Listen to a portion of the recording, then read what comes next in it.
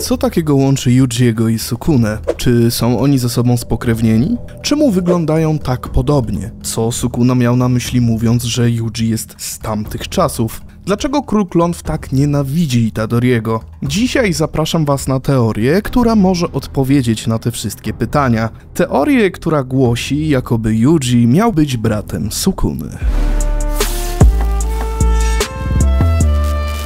Przede wszystkim należy ustalić, dlaczego w ogóle Yuji miałby być brany pod uwagę jako ktoś z Sukuną spokrewniony. Jest kilka elementów, które teraz wymienię. Składają się one w całość. Standardowo zacznijmy od wyglądu. Sukuna jest podobny w formie wyobrażenia w duszy Yujiego do naszego głównego bohatera. Specyficzny rozstaw oczu i rysy twarzy pokrywają się również z wyglądem dziadka Yujiego. Ponadto różowe włosy, dość niespotykany kolor nawet w świecie jujutsu. Kolejno. Nadludzka siła. Yuji przed połknięciem palca Sukuny był niewiarygodnie silny i wytrzymały. Przypomnę, że w szkolnych zajęciach bił takie rekordy, które spokojnie mogłyby przebić te światowe. Sam Sukuna zwrócił uwagę na jego siłę i wytrzymałość. Kwitował to krótkim "ach, ten chłopak jest z tamtych czasów", ale do tego jeszcze wrócimy. Co dalej?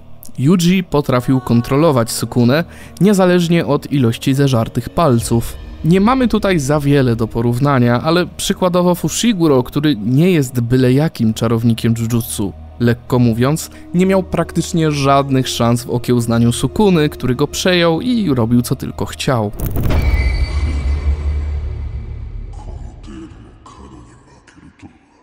Skoro mamy już wyjaśnione, co takiego niezwykłego jest w Yujim, przejdźmy do jego narodzin. Ojcem różowowłosego jest Jin Itadori, a matką Kaori Itadori. W teorii. Zacznijmy od ojca. O nim wiemy naprawdę niewiele. Po panelach z mangi widzimy, że miał jasne włosy, co może nam wskazywać, że ich kolor również był różowy. Dla potwierdzenia jednak trzeba czekać do wydania animacji tej części. Wiemy, że związał się z Kaori, która w praktyce miała zginąć, na co zwraca uwagę ojciec Jina, w końcu miała już nie żyć. Ten zaślepiony jednak czymś, bo nie wiemy, czy to łatwowierność i miłość, czy jakiś inny specyfik, nie zwracał uwagi na rady ojca.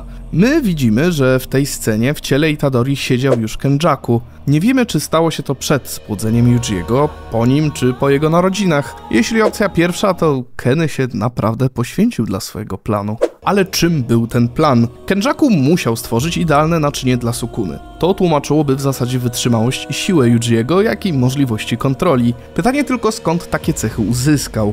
Kenjaku dzięki wcześniejszemu opanowaniu Noritoshiego Kamo, korzystając z jego umiejętności, mógł tworzyć hybrydy ludzi i klątw. Efektem tego było m.in. rodzeństwo Yujiego, Choso, Eso i Ikechizu. Postacie stworzone w trakcie eksperymentów, w których dochodziło do wielokrotnego zapładniania kobiet, aborcji i wymuszania porodów. Hybrydy przychodzące na świat określane były obrazami czy też malunkami śmierci. I to oczywiście tłumaczy ujawnioną niedawno w mandze zdolność Yujiego do manipulowania krwią, której uczył się z Choso i Kamo. Jakieś machlojki Kenjaku mogły też obdarzyć Yujiego siłą, jednak inne obrazy śmierci nie podzielają takich umiejętności. Owszem, Yuji mógł być wyjątkowo udanym eksperymentem, jednak zwróćmy uwagę na jedną rzecz. Czemu akurat Jin i Kaori Itadori? Dlaczego oni?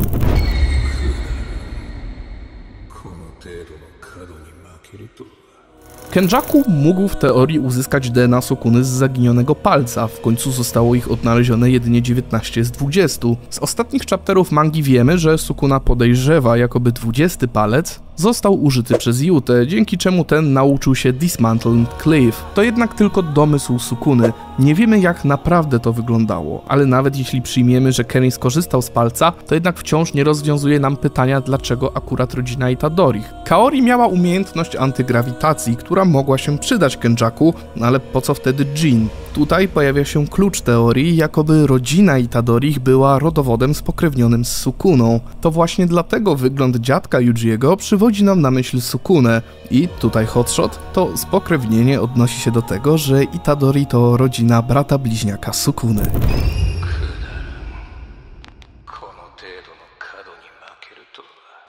Ale spokojnie, nie zamierzam rzucać tak gorących take'ów jak brat bliźniak Sukuny bez żadnego pokrycia. Przede wszystkim, zacznijmy oczywiście od tego, co Jujutsu Kaisen napędza w ogromnym procencie – mitologii japońskiej.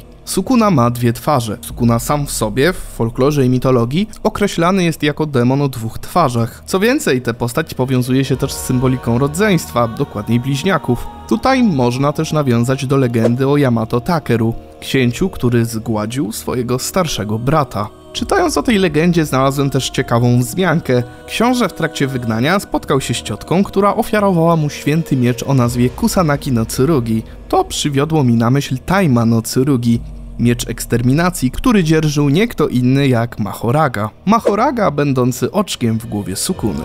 Ale wracając. Sukuna mający dwie twarze może symbolizować, że ten zabił swojego własnego brata i albo zmerdżował się z nim, albo w inny sposób pochłonął część jego mocy.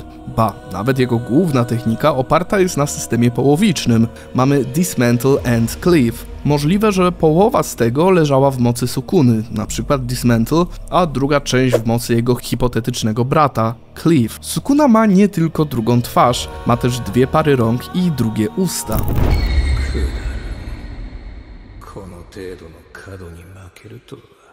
Co więcej, Jujutsu Kaisen samo podsuwa nam pod nos podobny case, Maki i Mai, bliźniaczki, których moc została podzielona pomiędzy je dwie.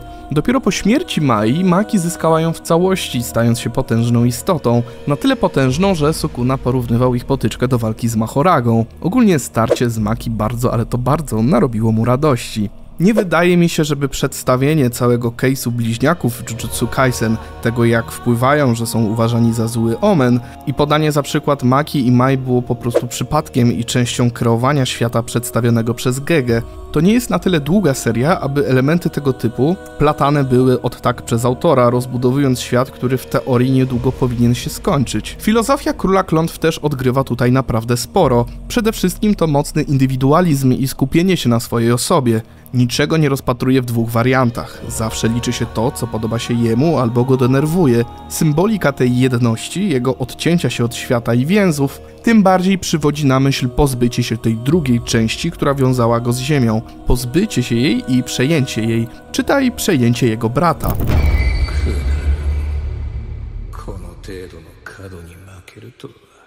Co jest elementem filozofii i walki Sukuny?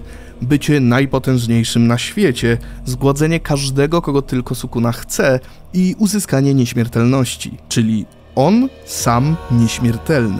Co jednak było wpajane Yujiemu przez jego dziadka już od pierwszego odcinka? To, że Yuji ma się poświęcać pomocy innym, a w przyszłości zaakceptować swoją śmierć. To jest dosłownie całkowite odbicie pragnień Sukuny. Nie on sam nieśmiertelny, tylko on dla innych i z zaakceptowaną śmiercią. To jeden z powodów, dla których Sukuna może nienawidzieć Yujiego. Drugi jest jeszcze prostszy. Sukuna wie lub widzi w Yujim swojego brata, tego, którego zgładził, żeby pozyskać siłę.